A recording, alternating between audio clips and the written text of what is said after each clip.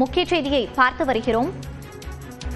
மத்திய அரசு கல்வி நிதி வழங்காததை எதிர்த்து உச்சநீதிமன்றத்தில் தமிழ்நாடு அரசு மனு கொடுக்க இருக்கிறது. இது குறித்த கூடுதல் விவரங்களோடு இணைகிறார் நமது செய்தியாளர் சுசித்ரா. சுசித்ரா, விவரங்கள்.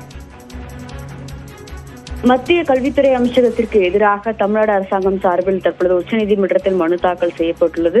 குறிப்பாக PM ஸ்ரீ திட்டம், சமக்ர சிக்ஷா அபியான் திட்டத்தின் கீழ் மாணவர்களுக்கு வழங்கப்பட வேண்டிய அந்த கல்வி நிதியை மத்திய அரசு நிறுத்தி வைத்துள்ளது சட்டவிரோதம் என்ற ஒரு கோரிக்கையை வலியுறுத்தி தமிழ்நாடு அரசாங்கத்தின் சார்பாக உச்சநீதிமன்றத்தில் மனு தாக்கல் செய்துள்ளது மிக முக்கியமாக பார்க்கப்படுகிறது. தேசிய புதிய கல்விக் கொள்கையை அமல்படுத்தாததன் காரணமாக மாணவர்களுடைய நலனுக்காக வழங்கப்பட வேண்டிய நிதியை நிறுத்தி வைப்பது என்பது சட்டவிரோதம்.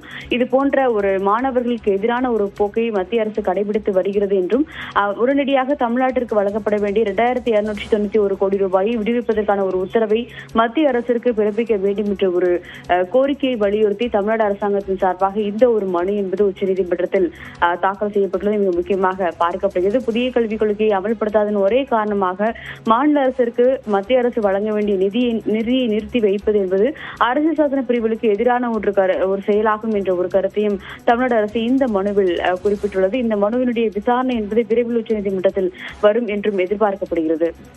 விவரங்களை பதிவு செய்தமைக்கு நன்றி சுசித்ரா.